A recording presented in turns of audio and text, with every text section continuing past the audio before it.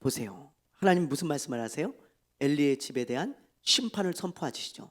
근데 여러분 이 말씀을 읽어보면요, 너무 진짜 무서운 말씀이에요. 지난주에도 우리가 봤지만 엘리의 가정에 젊은 사람이 없게 하겠다, 하나님이 그러셨어요. 그리고 두 아들을 한날 한시에 죽일 것이다. 그게 내가 그 심판을 이루겠다는 표적이다 그러셨거든요. 너무 무서운 말씀이잖아요. 근데 오늘 사무엘에게 하시는 말씀이 무엇입니까? 엘리의 집은 예물로나 제물로나 절대로 내가 용서하지 않겠다, 그렇게 말씀하세요. 야, 이 당시에는 하나님께 용서받는 방법이 하나님께 용서의 제사를 드리고 또 예물을 드려서 용서를 받는 그런 방법이었는데, 너희들은 그런 게 해당이 안 돼. 야, 너무 무서운 말씀이죠. 하나님이 용서하지 않겠다는 거예요. 마치 오늘날 성령 회방죄처럼 말이죠.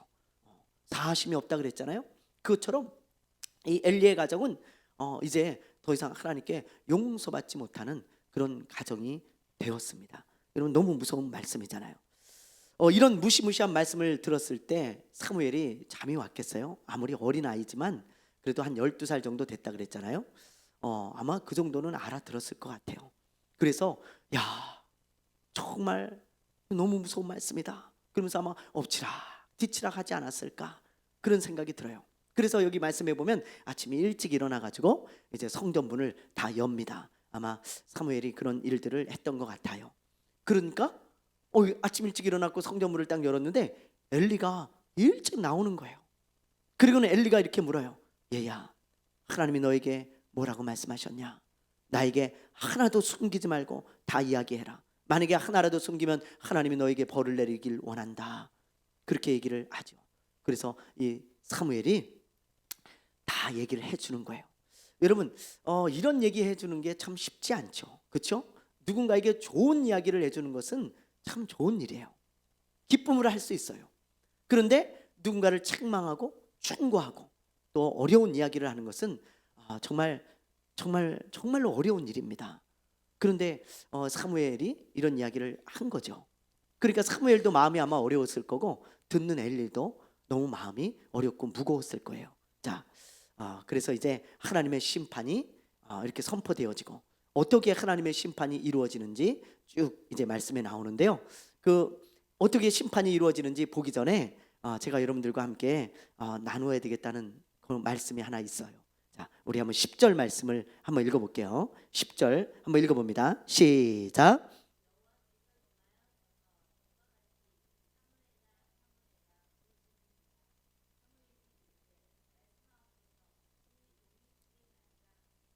아멘. 이 말씀을 묵상하는데요, 이런 마음이 드는 거예요. 여러분은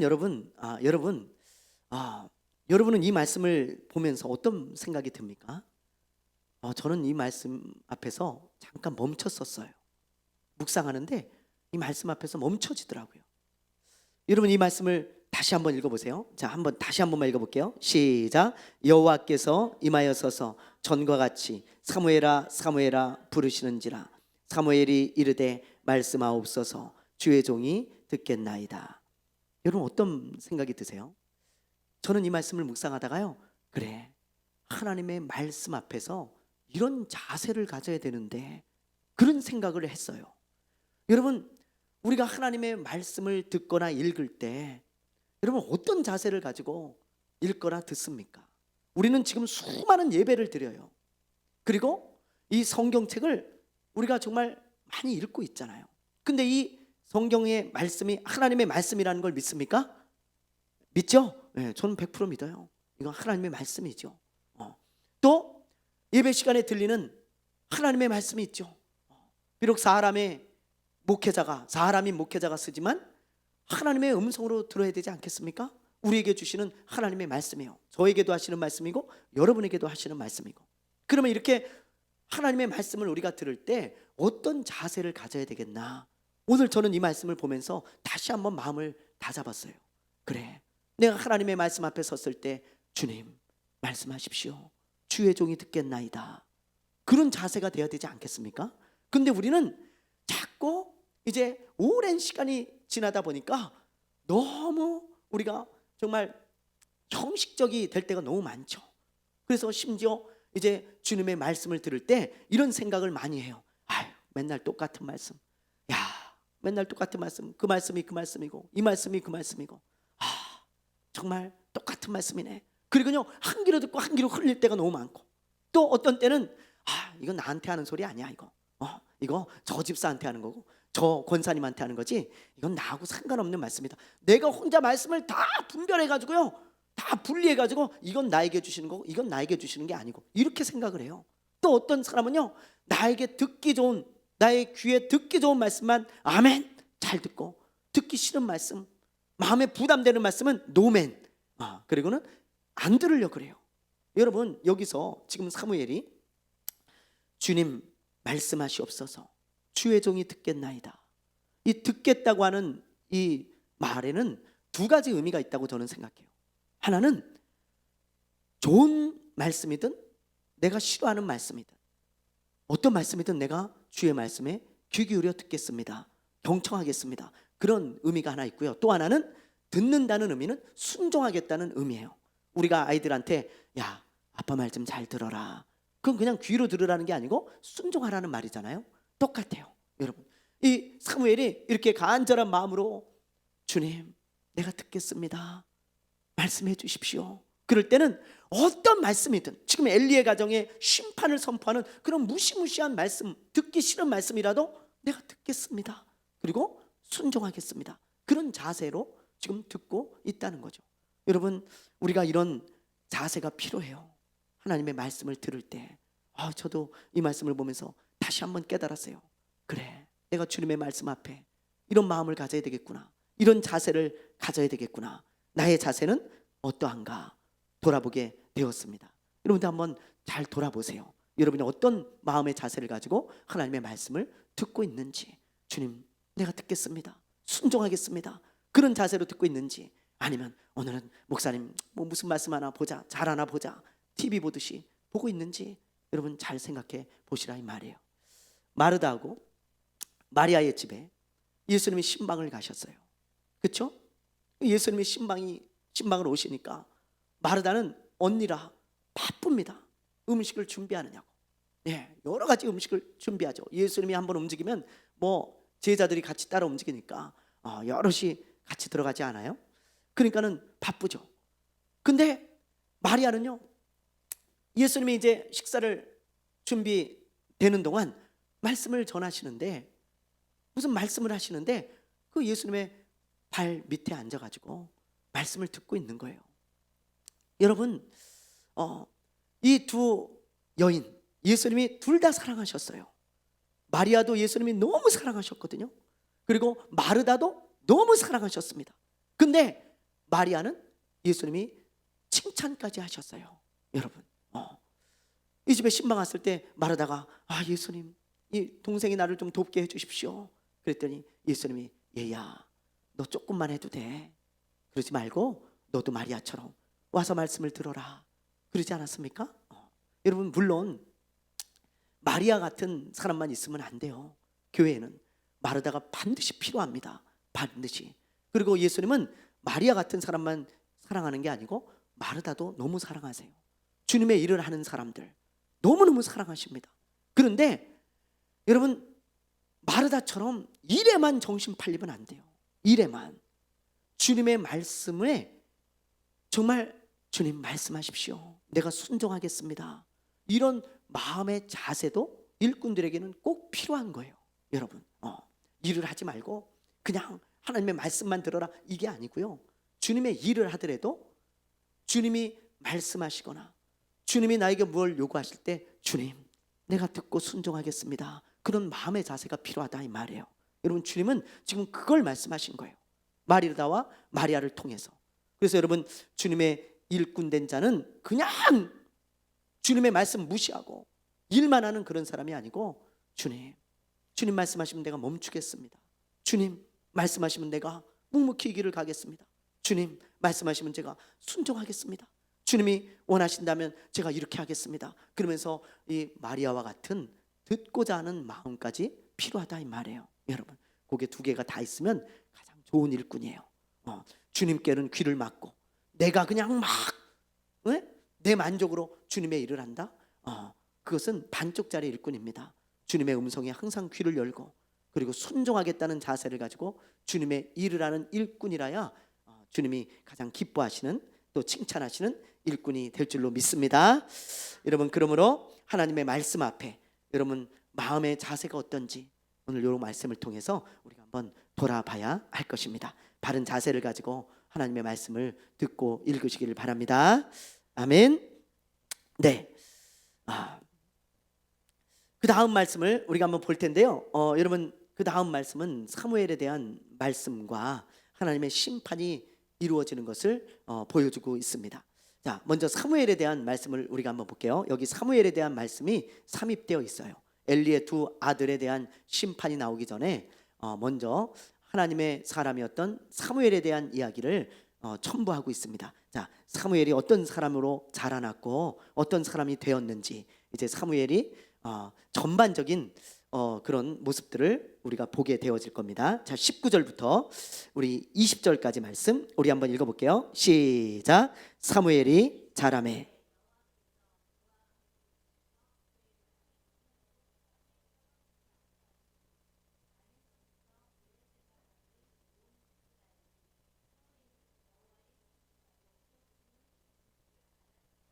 예, 보세요. 여기 보니까 지금 여기 보면 하나님이 사무엘과 함께 하셔서 그의 말이 하나도 땅에 떨어지지 않게 하셨다. 이 말이 무슨 말이냐면 하나님이 사무엘에게 주신 말씀들이 있어요. 선지자로서 그 말씀을 선포하고 전했을 때 그게 다 이루어졌다 이 말이에요.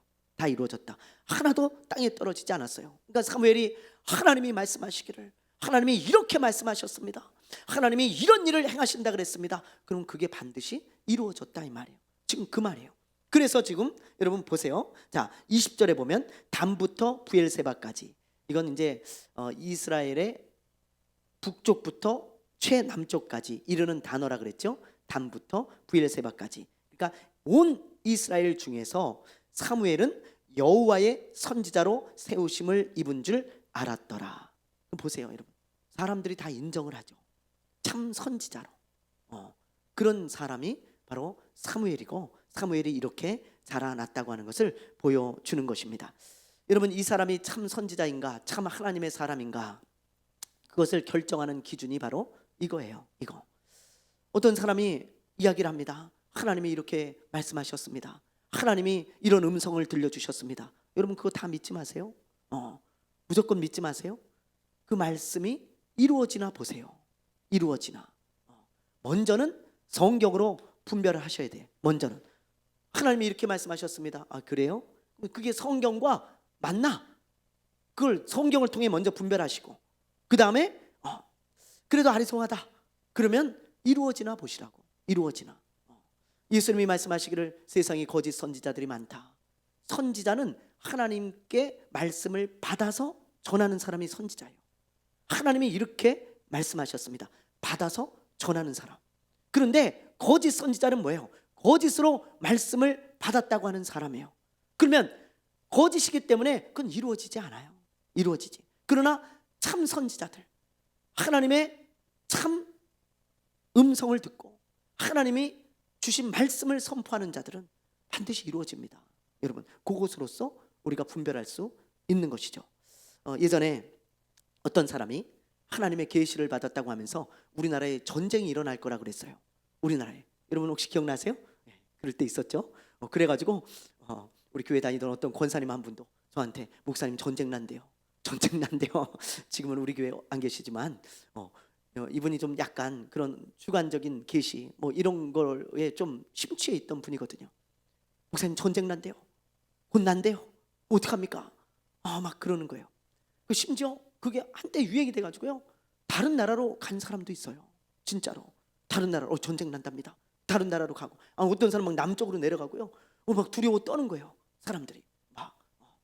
그런데 전쟁은커녕 여러분 김정은이 우리나라에 와가지고 화해 무드가 조성이 되고 막 그때 막 그런 일들이 또 있었습니다. 여러분, 그러니까 나중에 하는 말이 뭐냐면 전쟁이 곧은 아니고 나중에 날 겁니다. 그렇게 말하는 거예요. 여러분, 그런 말은 누가 못해? 그죠? 나중에 뭐 전쟁 나겠죠. 뭐 안 나겠어요? 우리나라에 전쟁 날 수 있잖아요. 그런 말을 누가 못해? 자기가 말한 거에 대해서 이루어지지 않았잖아요. 그렇죠? 우리가 그런 거를 통해서 분별할 수 있는 거예요. 이거는 그 사람이 속은 거구나. 말한 사람도 속았을 수 있어요. 그렇죠?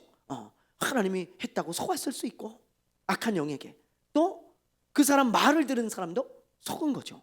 그러니까 우리가 그걸 보면서 이루어지지 않았구나, 그럼 가짜구나, 잘못된 계시였고 그 사람이 속은 건지 악한 영에게, 아니면 일부러 거짓말을 한 건지 그건 모르겠지만 어쨌든 그건 맞는 말이 아니죠. 여러분, 우리가 그런 걸 보면서 그 가짜였구나, 엉터리였구나, 그걸 분명히 분별할 수 있는 것입니다.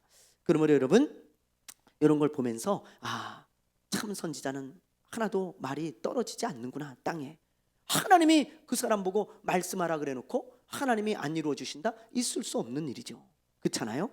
상식적으로 생각해도 하나님이 이 사람 보고 전하라 그랬어요. 그 말씀을 만약에 하나님이 어떤 사람에게 대한민국에 전쟁이 날 거다, 곧 전하라 그랬어요.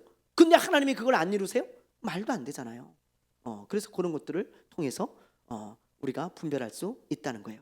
어쨌든 이렇게 사무엘은 하나님이 함께하는 그런 참 선지자로 이제 자라났고, 그렇게 하나님께 쓰임 받게 되어집니다. 그걸 이제 지금 여기 삽입을 해가지고 사무엘이 이제 어린 사무엘이 아니고 자라난 사무엘이 되었다는 것을 가르쳐 주고 있는 거예요. 그런데 엘리의 두 아들과 대조가 되잖아요. 그렇죠? 엘리의 두 아들과 사무엘이 참 대조가 되더라고요. 오늘 말씀을 보니까.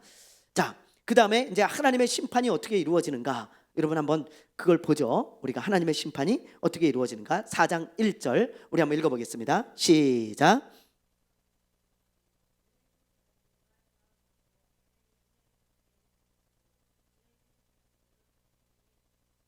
네, 보세요. 이스라엘은 나가서 블레셋 사람과 싸우려고 어디에 진을 쳐요? 에베네셀. 그러면 블레셋은요? 아벡에 진을 쳤죠. 여기 지도를 보세요. 자, 여기 보면은 이제 이스라엘은 에베네셀에 여기 진을 쳤고 블레셋은 아벡에 진을 쳤다는 거예요. 사실 이 에베네셀은 어딘지 잘 모릅니다.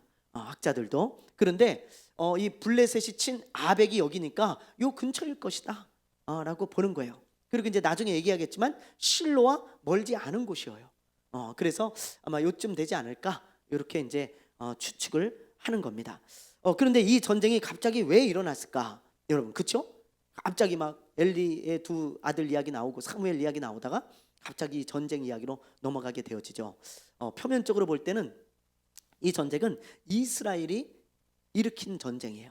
블레셋이 쳐들어온 게 아니고 이스라엘이 블레셋과 전쟁을 하기 위해서 먼저 집결이 된 겁니다. 왜냐하면 이때는 블레셋이 이스라엘을 괴롭히고 있었던 때예요. 사사시대처럼.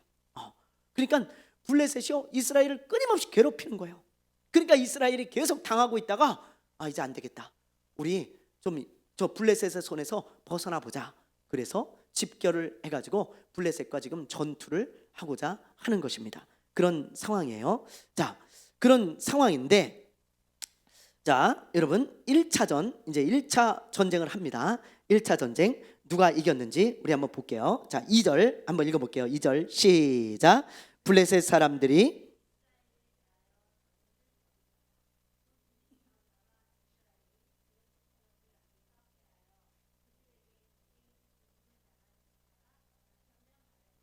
자, 누가 이겼습니까? 블레셋이 이기죠. 이스라엘 군사 몇 명이 죽어요? 4천 명이 죽어요. 여러분 4천 명이 죽고 이제 이스라엘은 도망치게 되어집니다. 1차 전투예요. 첫 번째 이렇게 이제 졌어요. 그러자 이스라엘의 장로들이 어떤 생각을 하는지 한번 봅시다. 자, 3절 말씀을 읽어볼게요. 시작. 백성이 진영으로 돌아오매.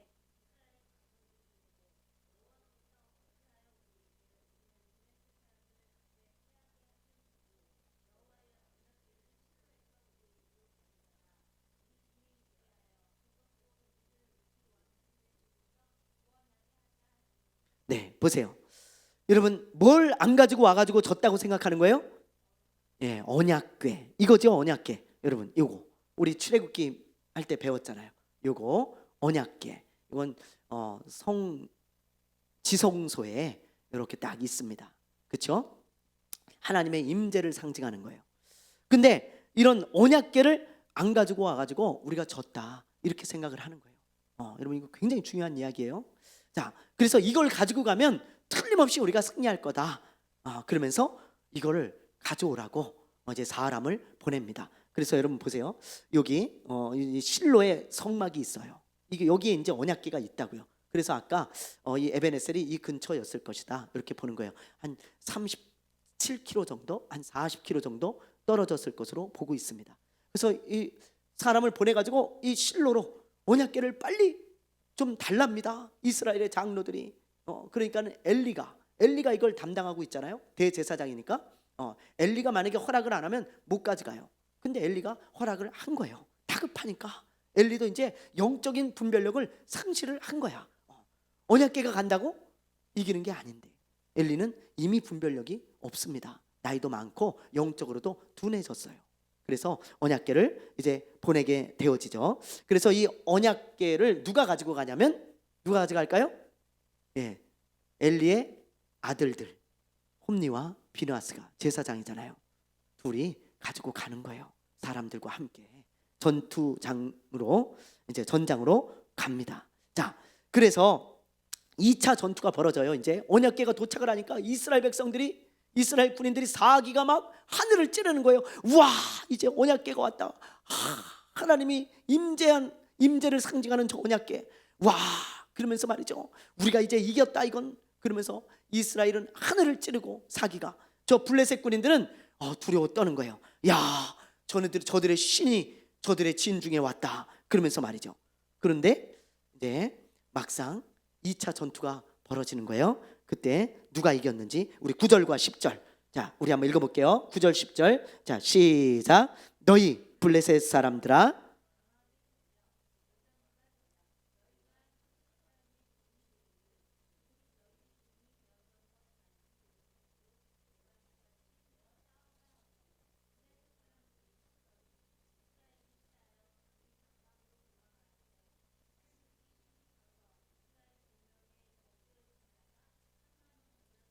네, 보세요. 누가 이겨요? 블레셋이 이기죠. 이번에는 4천 명 정도가 아니고 몇만 명이 죽어요?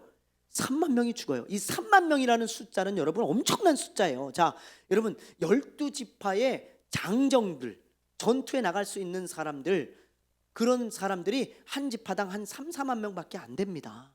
그러니까 한 지파의 남자들이 전부 전멸할 만큼의 숫자예요. 여러분, 전멸한 만큼의 숫자. 그러니까 엄청나게 많이 죽은 거예요. 여러분, 정말 많이 죽은 거죠. 그렇게 대패해요. 축구로 따지자면 한 10대 0으로 진 거야. 여러분, 그럼 여러분 얼마나 어처구니가 없습니까? 이 언약궤를 가지고 왔는데 이렇게 대패한 거예요. 자, 그뿐이 아니죠. 11절을 보세요. 11절 읽어봅니다. 시작. 하나님의 궤는, 보세요. 언약궤는 빼앗겨 버려요. 그리고는 홈니와 비느하스는 한날 한시에 하나님의 말씀대로 표적대로 죽죠. 여러분, 엘리의 가정에 심판이 임한다는 것을 하나님이 보여주신 거죠. 여러분, 우리가 이걸 보면서 이제 깨달아야 될 게 있어요. 이스라엘의 장로들은 뭐만 가져오면 승리할 줄 알았어요? 언약궤. 이거는 미신과 같은 것입니다. 여러분, 미신과 같은 거예요. 너무 중요한 이야기예요. 예를 들면 저도 어렸을 때 저희 어머니가요, 아직도 기억이 나요.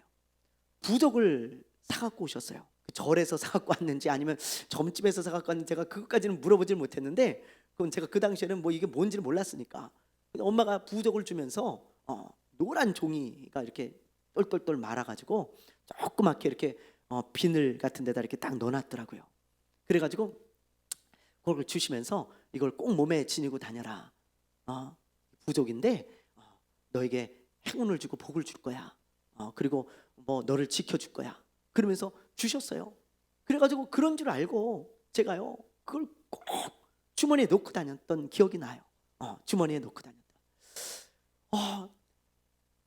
그래서 만약에 어떤 행운이 찾아오잖아요. 그럼 이 부족 때문인 줄 알았어요. 야, 역시 부족을 넣고 다니니까 이게 뭔가 이게 나한테 행운이 오는구나. 야, 이거 참 효과 있네. 막 그러고 말이죠. 그랬던 기억이 아직도 납니다. 여러분. 예. 마치 그런 거예요. 이런 게 여러분 미신이죠. 그 종이 쪼가리 하나, 그게 뭔 도움이 되겠어요? 종이 쪼가리 하나, 아무런 무슨 힘도 없고 능력도 없는 그 종이 쪼가리 하나가 무슨 나에게 복을 주고 행운을 준다고 그렇게 넣고 다니겠어요? 이런 게 이제 미신이거든요. 여러분, 미신을 국어사전에서 찾아보니까 이렇게 정의하고 있어요. 한번 읽어볼까요? 시작. 종교적으로 보편성을 지니지 못하며 일반인들 사이에서 헛되고 바르지 못하다고 인정되는 믿음이나 신앙. 여기 보면 이제 요약하자면 이런 거예요. 사람들이 볼 때 헛되고 바르지 못한 믿음. 그렇죠? 그 종이 쪼가리 하나 놓고 다니는 헛된 거잖아요. 저 사람 바보 같네? 이렇게 여겨지는 거. 야, 저 사람은 잘못된 믿음을 가지고 있네? 이렇게 여겨지는 거. 그게 미신입니다. 그렇죠? 예. 그런데 여러분, 이런 미신을 안타깝게도 크리스천들도 믿어요. 크리스천들도. 참 안타까운 일입니다, 여러분. 크리스천들 중에도 점을 보는 사람이 있고, 크리스천들 중에도 그런 미신을 믿는 사람이 있어요. 크리스천들 중에도 손 있는 날 이사 안 가. 크리스천들 중에도 손 없는 날 이사 간대. 여러분, 이거 안 돼요. 이거 하나님이 기뻐하는 게 아니에요. 그렇죠? 그리고 또 하나, 예수님을 미신처럼 섬기는 사람도 있어요. 예수님도. 예를 들면 이런 거예요. 예수님만 믿으면 무조건 복받아. 예수만 믿으면 무조건 다 잘 돼. 그것도 미신처럼 예수님을 믿는 거예요, 여러분. 그게 마치 이런 언약궤와 같은 것입니다. 언약궤를 전장에 끌고 왔어요. 그러면 승리 안 돼. 여러분, 아니에요. 지금 우리가 사무엘상 1장부터 쭉 봐왔지만 이스라엘의 문제가 뭔지 보이죠? 여러분, 이스라엘의 문제가 그 언약궤만 있다고 그래서 그 승리하는 게 아니에요. 이스라엘의 문제가 뭐예요? 하나님의 말씀에 순종하지 않는 거예요. 순종하지 않아. 그러니까 하나님이 순종하지 않으니까 징계를 하시는 건데, 근데 미신처럼 언약궤만 있으면 우린 승리해. 우린 하나님이 함께 하실 거야. 아니에요, 여러분. 똑같아요. 예수만 믿으면 복 받는다. 그런 구절 성경에 단 한 구절도 없습니다. 여러분, 단 한 구절도. 어떤 말씀이 있냐? 순종하면 복 받는다. 순종하면 복 주신다. 하나님의 자녀답게 살면 복 주신다. 그런 말씀은 너무 많아요. 그냥 단순히 내가 예수 믿으면 복 받는다, 그런 건 없습니다, 여러분. 물론 영적인 복은 예수 믿는 순간 받는 거죠. 우리가 구원을 얻고 하나님의 자녀가 되는 거니까요. 그러나 그런 차원의 그런 걸 말하는 게 아니고, 어떤 사람들은 예수만 믿으면 장사 잘 되고, 예수만 믿으면 그냥 내 자녀들 다 잘 되고 성공하고, 예수만 믿으면 안 아프고, 뭐 이런 걸 말하는 거예요. 이런 걸. 그럴 줄 알아요. 근데 그건 미신이에요, 여러분. 어디 성경에 예수 믿으면 안 아프다 그래요? 어디 예수 믿으면 고난이 없다 그럽니까? 어디 예수 믿으면 다 잘 된다 그럽니까? 그런 말씀 하나도 없습니다. 근데 그런 믿음을 갖고 있는 사람은 미신을 믿는 거예요, 여러분. 그거 아니에요. 그렇죠? 우리는 미신을 믿는 사람이 아니고 뭘 믿는 사람이에요? 하나님의 말씀을 믿는 사람들이에요. 그게 크리스천이라는 걸 잊지 마세요, 여러분. 우리는 막연한 미신을 믿는 게 아니에요. 헛된 믿음을 가진 게 아니에요. 막연한 게 아니고 분명한 말씀을 믿는 사람들입니다. 아멘이죠? 너무 중요한 이야기예요. 우리는 분명한 믿음이 있어요. 이게 우리 믿음이에요. 이 말씀. 많은 사람들은 미신처럼 말씀에도 없는데 그걸 믿겠대. 말씀에 없는데 그걸 믿고 있어. 그게 미신인 거예요, 여러분. 그래서 이런 말씀을 보면서, 그래, 언약궤가 오는 게 뭔 상관이 있어? 하나님이 이미 징계를 하시려고 마음을 먹으셨는데 언약궤가 무슨 상관이에요? 십자가 들이대면 악한 영이 떠나가고 귀신이 떠나갑니까? 십자가 들이대면? 그러면 십자가 팔아먹으면 엄청 부자 되게요? 그죠? 십자가 팔아먹으면요? 안 그래요, 여러분. 내 안에 예수가 충만히 계시고, 내 안에 예수님이 계셔야 떠나가는 것이고, 내 안에 그런 믿음이 있어야 떠나가는 거지. 아무리 십자가 들이대도 뭐 드라큘라 뭐 이런 거 악한 영 귀신 하나도 안 떠나가요. 그게 미신인 거예요. 오늘 말씀을 보면서 우리가 그런 것들을 깨달아야 하는 것이죠. 여러분, 하나님의 약속의 말씀을 믿으시길 바래요. 아멘. 네, 그게 크리스천이에요. 잊지 마시고. 자, 그다음 우리 마지막으로 4장 12절부터 22절까지 우리가 한번 볼 텐데요. 여기 보면 이제 엘리와 비누아스의 아내가 죽는 장면이 나옵니다. 드디어 이제 엘리가 죽고 엘리의 가정 이야기는 더 이상 나오질 않아요. 두 아들도 죽고 엘리도 죽으니까요. 자, 우리 엘리의 죽음을 먼저 볼게요. 자, 우리 한번 볼게요. 이스라엘의 장로들이 이제 언약궤를 보내달라고 요청을 하자 엘리가 허락을 합니다. 그래서 이제 언약궤가 갔잖아요. 그런데 이 엘리는요, 그것 때문에 노심초사한 거예요. 야, 이 언약궤까지 보냈는데 이거 이 일이 어떻게 될까? 그런데 전장에서 이제 전령이 옵니다. 소식을 전하는 자가 와요. 엘리가 어떻게 되었냐고 묻죠. 그러자 슬픈 소식을 전하는 거예요. 자, 16절부터 17절 우리 한번 읽어볼게요. 4장 16절 17절. 자, 읽습니다. 시작. 그 사람이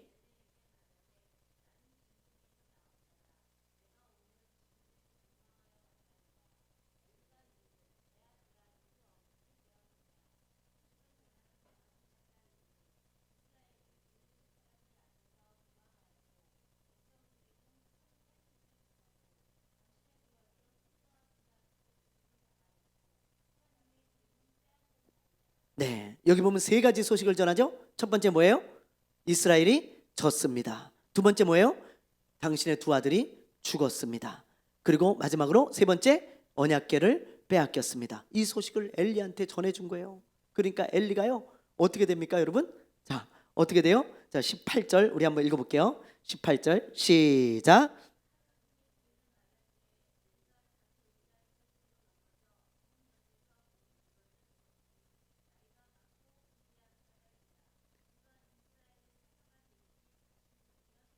아멘. 예, 어떤 사람은 이런 그림을 그렸더라고요.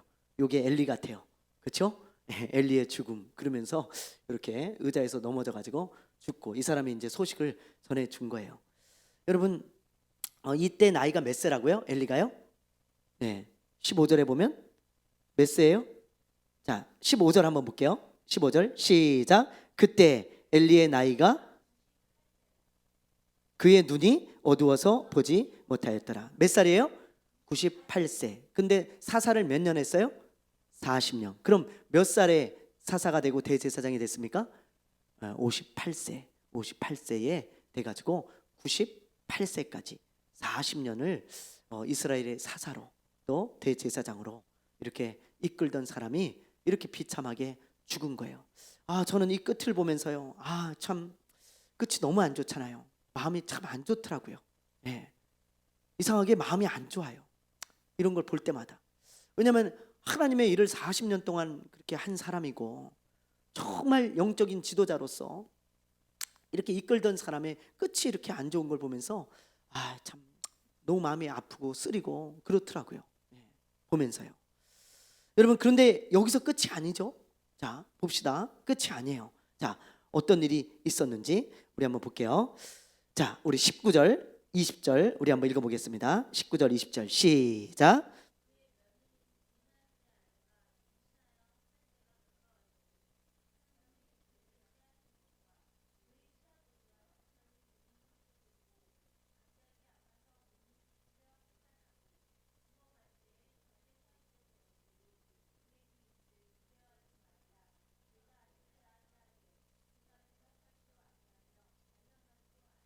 네, 보세요. 예, 비느하스의 아내, 그러니까 엘리의 며느리죠. 며느리가 임신을 했었나 봐요. 비느하스의 아내가요. 그런데 그 아들을 낳다가 그 소식을 듣잖아요. 자기 남편이 죽었고 시아버지도 지금 뒤로 넘어져서 죽었고 그 소식을 듣고 그리고 언약궤도 빼앗겼고 이스라엘이 졌습니다. 그 이야기를 딱 듣고 배가 막 아픈 거예요. 너무 스트레스를 받고 너무 이제 힘들었던 거죠. 그래서 이 아이를 낳으면서 어떻게 됩니까? 죽어요. 자, 보세요. 20절 죽어 갈 때에 그랬죠. 죽습니다. 이 며느리도 아이를 낳다가 죽은 거예요. 옛날에는 이런 일들이 참 많았잖아요. 아이를 낳다가 죽는 일들 너무 많았죠. 그런데 이 여인도 이렇게 죽어요. 안타깝죠. 그러니까 완전히 하나님의 말씀대로 이 가정이 완전히 기울어진 거예요. 완전히 진짜 정말 안타깝습니다. 하나님의 말씀대로 이런 심판을 받는 이런 모습을 보면서 야, 참 한편으로는 안타깝고 한편으로는 두렵고 그런 마음이 들었어요. 자, 그러면서 이 아이의 이름을 뭐라고 하는지 한번 보세요. 아이의 이름을. 자, 이건 이제 비느하스의 아내가 엄마죠. 그러니까 이 아이를 낳은 엄마가 지은 이름이에요. 21절, 22절 시작. 이르기를 영광이 이스라엘에서 떠났다 하고 아이의 이름을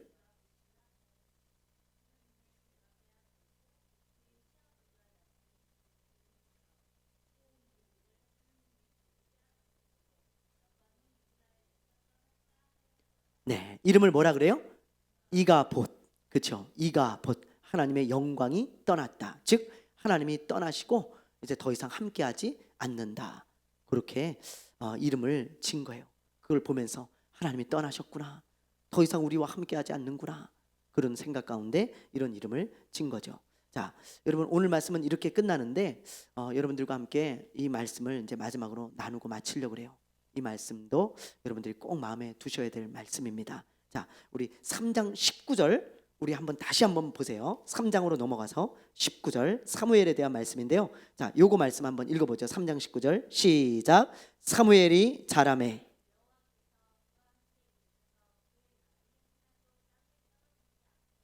보세요, 여러분. 자, 하나님이 사무엘과 함께 하시잖아요. 그렇죠? 하나님이 함께 하시니까 사무엘이 어떻게 돼요? 존귀해지죠. 그리고 영광스러워지는 거예요. 저는 이걸 보다가 이렇게 해석했어요. 빛이 나는 인생이다. 그렇죠? 영광스러운 인생은 그냥 한마디로 말하면 그냥 빛이 나는 인생이에요. 사람이 빛이 나 보면 빛나는 인생이 되어지는 거예요. 하나님이 그냥 함께하는 것밖에 없어요. 근데 점점 존귀해져요. 그리고 빛이 나는 인생이 되어져요. 그게 사무엘의 인생의 요약입니다. 여기 말씀에 보면. 그렇죠? 그래서 사무엘의 말이 하나도 땅에 떨어지지 않고 모든 백성이 인정하고 그러죠. 그러나 4장 21절 우리가 금방 읽은 말씀 우리 한번 볼게요. 4장 21절 자, 한 번 더 읽어볼까요? 시작. 이르기를 영광이 이스라엘에서 떠났다 하고 아이의 이름을 이가봇이라 하였으니 하나님의 괴가 빼앗겼고 그의 시아버지와 남편이 죽었기 때문이며. 여기 보면 이가봇 하나님의 영광이 떠났다 그러죠. 하나님이 떠나신 걸 말하는 거예요. 자, 하나님이 떠나셨을 때 어떻게 됩니까? 하나님이 함께하지 않으니까 비참해지죠. 여기 계속 비참하잖아요. 비참함의 연속이잖아요.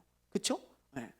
블레셋한테 져가지고 도망다니고 쫓겨가고 그리고 언약궤 빼앗기고 제사장들 다 죽고 이스라엘은 점점 더 고통스러워지고 말이죠. 그리고 실로가 이때 파괴가 돼요. 블레셋 사람들이 언약궤를 빼앗잖아요. 그리고 실로까지 갑니다. 성막이 있는. 그리고 거길 다 파괴해버린 거예요. 성막까지도. 그래서 실로가 완전히 쑥대밭이 되고 하나님께 예배하는 장소가 사라져버리고 말아요. 언약궤도 빼앗기고. 그런 비참한 일들이 일어나게 되어지는 것입니다. 그러니까는 이제 이스라엘에 더 이상 영광이 없어요. 빛이 없는 거예요. 어둠이 깔린 거예요. 여러분 저는 이걸 보다가요 정말 이런 생각을 했어요. 어떤 나라든 어떤 교회든 어떤 개인이든 하나님이 함께하지 않으면 비참해지는구나. 별 볼 일 없어지는구나. 그러나 하나님이 함께하면 어떻게 돼요? 존귀해지고 빛나는 인생이 되어지는 거예요. 다른 이유 하나도 없어요. 사무엘은 연약하고 부족한 그런 사람입니다. 그런데 하나님이 함께하니까 그냥 빛이 나는 인생이 되어지고 이스라엘은 정말로 볼 때 많은 것을 갖고 있는 것 같았지만 하나님이 딱 떠나고 나시니까 비참해지고 별 볼 일 없어지잖아요. 나라도 마찬가지예요. 여러분 나라들 하나님이 떠난 나라들 보세요. 하나님이 함께하지 않는 나라들 비참해지지 않습니까? 여러분 저 예를 들면 북한 같은 데 보세요. 북한 동양의 예루살렘이 어디예요? 평양이에요. 평양. 그렇게 불렸습니다. 평양에서부터 우리나라의 부흥이 시작됐어요. 평양에서부터. 다 옛날에 장대현 교회 다 북한에 있던 교회들입니다. 그런데 하나님이 함께하지 않고 떠나가니까 비참해지잖아요. 비참해지죠. 여러분 보세요. 교회도 마찬가지예요. 아무리 잘 나가던 교회도 하나님이 딱 손 떼고 떠나가시고 함께하지 않으면 비참해지고 별 볼 일 없어지는 거예요. 아무리 잘 나가던 교회도, 개인도 마찬가지고요. 그러나 하나님이 함께하면 그때부터 빛이 나기 시작합니다. 너무 놀라운 이야기죠, 여러분. 그래서 여러분, 우리가요, 하나님이 함께하는 교회, 함께하는 나라, 함께하는 사람, 그게 너무 중요한 거예요. 여러분, 하나님이 함께하는 사람 되고 싶지 않습니까? 아멘이죠? 하나님이 함께하는 교회 되고 싶지 않습니까? 아멘이죠? 예, 저는 오늘 이 말씀을 묵상하다가 하나님이 함께하는 게 얼마나 큰 복인지, 정말 너무 큰 복이네요. 하나님, 우리 교회와 함께 해주세요. 저와 함께 해주세요. 우리 성도들과 함께 해주세요. 우리나라와 함께 해주세요. 그런 기도를 했습니다. 여러분, 그렇다면 하나님이 함께 해야 되는데, 하나님이 함께하는 사람은 어떤 사람일까요? 어떤 사람? 저는 또 이 말씀을 보다가 깨달았어요. 하나님이 함께하는 사람은요, 이런 사람이에요. 지금 계속해서 하나님이 무슨 말씀을 하고 계시냐면, 엘리의 두 아들이 하나님을 무시한 것을 이야기하고 있어요. 그렇죠? 그거를 지금 2장, 3장, 4장, 마치 5장까지, 4장까지죠. 4장까지 지금 계속해서 그 말씀을 하고 계시잖아요. 엘리의 두 아들에게 집중해가지고 사무엘과 비교하면서 이 놈들이 하나님을 무시하고 멸시했다는 거죠. 그렇죠. 그리고 엘리도 마찬가지죠. 하나님을 사랑했지만 아들보다 덜 사랑했고, 하나님을 귀하게 여겼지만 아들보다 덜 귀하게 여겼어요, 하나님을. 자, 대제사장과 제사장들이 이 정도인데, 여러분, 백성들은 어땠겠어요? 하나님을 귀하게 여겼겠어요? 아니라고 봐요, 저는. 예. 대제사장과 제사장이 그 정도면 백성들 중에 하나님을 귀하게 여기는 사람이 거의 없었을 거예요. 극히 소수였습니다. 하나님을 무시하는 게 그냥 그 당시 문화고 관행이고 그들의 모습이었다는 거예요. 그래서 하나님이 블레셋과의 전쟁에서도 대피하게 하시잖아요. 너희들 깨달으라고. 그러잖아요, 여러분. 제가 그걸 보면서 깨달았어요. 그래, 하나님이 이렇게 하나님을 무시하니까 떠나가실 수밖에 없구나. 떠나가실 수밖에. 하나님이 어떻게 함께 할 수 있겠는가, 그런 생각이 들더라고요. 여러분, 하나님이 함께하는 사람의 특징은 하나님을 귀하게 여기는 사람이에요. 하나님을 귀하게 여기는데 어떻게 그 사람을 떠나가겠어요? 하나님이. 그렇잖아요. 하나님이 함께하고 계시죠. 함께하고 싶으시고. 근데 하나님을 자꾸 무시해, 멸시해. 하나님을 귀하게 여기지 않아. 하나님이 그런 대접을 받아요. 그러니 하나님이 그 사람과 함께할 수 있겠어요? 함께할 수 없습니다. 떠나가실 수밖에 없는 거예요. 그러므로 여러분, 하나님이 함께하는 사람이 되려면 하나님을 귀하게 여기는 사람이 돼야 돼요. 사무엘처럼. 우리 교회도 마찬가지예요. 하나님이 우리 교회와 함께 하시길 원한다면 저와 여러분이 하나님을 귀하게 여기면 돼요. 귀하게 여기면. 그러면 하나님이 하나님을 귀하게 여기는 교회는 함께 하세요. 그런데 하나님을 무시해. 예배를 무시하고, 예배를 막 그냥 멸시하고 대충 드리고 하나님을 우습게 여기고, 이런 성도들이 많다면 그 교회에 하나님이 함께 할 수가 없어요. 함께 할 수가 없는 거예요. 여러분, 너무 중요해요. 식당도 손님을 귀하게 여기지 않으면 다 떠나갑니다. 제가 그래서 몇 번 얘기했잖아요. 제가 어떤 식당에 갔는데 손님을 진짜 우습게 하는 거예요. 막 빈자리가 많아요. 제가 좀 한가진 데 가서 좀 조용히 먹고 싶은데 저기 사람들을 따닥따닥 앉혀놨어. 따닥따닥. 근데 거기 가서 앉으래, 삐짓고. 그래서 저기 좀 앉으면 안 됩니까? 안 된대. 그래가지고 일단 뭐 어떻게 해요? 뭐 싸울 수도 없고 거기 앉았어요. 근데 기분이 되게 안 좋더라고. 보니까 자기네들 주방하고 가까우니까, 그리고 일하기 좋고, 또 막 흩어져 있으면 자기네들 일하기 힘드니까 그랬던 것 같아. 그러면서 반찬도요 톡톡 던지듯이 놓고, 그리고요 그냥 빨리 먹고 나가라는 그런 투예요. 그냥 야, 저기 사람들 기다리니까 빨리 먹고 나가, 뭐 이런 투예요. 하도 손님이 많이 와서 그런지 손님을 너무 우습게 여기더라고, 그 식당에. 제가 나오면서요, 나 다시는 이 식당 안 온다. 근데 그런 마음으로 나왔다니까요. 여러분, 사람도 무시하면 거기 안 갑니다. 여러분, 무시하는데 거기 가고 싶어요?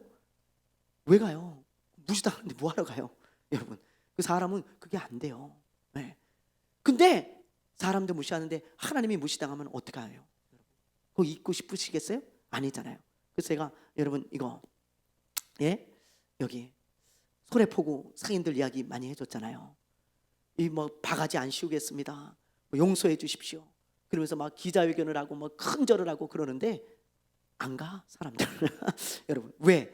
갔더니 막 저를 속이고, 갔더니 호객행위를 하는데 막 반말을 하고, 막 손님들을 막 그냥 호구로 알고 말이죠. 호구로.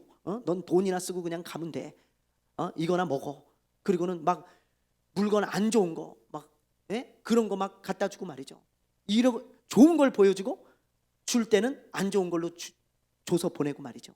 막 이러고 말이죠. 손님을 무시하니까 아무도 안 가. 여기도 지금 이렇게 댓글에 이렇게 써놨죠. 큰절은 잘 받았으나 안 믿습니다. 땡일 텐데 큰절 사제 의미 없다. 안 가면 된다. 안 가. 여러분 사람들이 안 가. 댓글에 다 이런 댓글이야. 가면 호구된다. 저 사람들은 손님으로 안 본다. 호구된다. 안 가요 아무도. 여러분 사람도 이렇게 무시하면 안 가요. 하나님을 무시하는데 하나님이 함께 하시겠는가? 저도 오늘 큰 걸 깨달았네요. 이 말씀을 묵상하면서 맞다. 내가 하나님을 귀하게 여겨야 하나님이 나와 함께 하지. 그래서 빛나는 인생이 되어지지. 내가 하나님을 무시하는 순간 하나님은 넌 잘 있어라. 넌 날 무시하는데 내가 너하고 뭐하러 함께 있냐? 안녕. 그리고 손 떼실 거예요. 그때부터 별 볼 일 없는 인생이 되어져요. 여러분 교회도 마찬가지고 국가도 마찬가지고 오늘 이 말씀을 꼭 깨달으시고 여러분 이 말씀을 마음에 두시고 살아가시기를 바랍니다. 아멘. 네, 우리 기도합시다. 오늘 아주 귀한 말씀 여러분 함께 기도하시기를 바라요. 하나님, 저는 우리 교회가 하나님이 함께하는 교회가 되기를 원합니다. 그래서 우리 교회가 사무엘처럼 빛나는 교회가 되게 해주십시오. 하나님이 빛을 주시는 교회가 되게 해주십시오 하고 여러분 기도하시고, 또 여러분의 삶 가운데 이 말씀이 이루어지게 해달라고 기도하시고, 정말 하나님을 귀하게 여기는 하나님의 사람들 되시기를 바라요. 우리 함께 주여 한번 부르고 잠시 기도하겠습니다. 주여!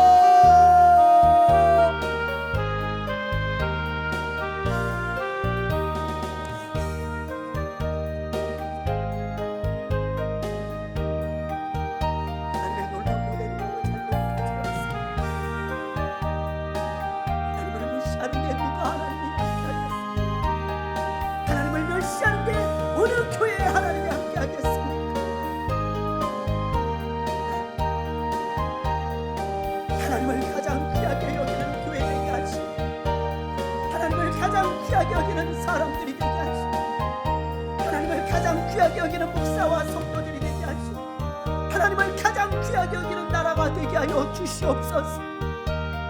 하나님을 멸시하는 나라가 되지 말게 하옵소서.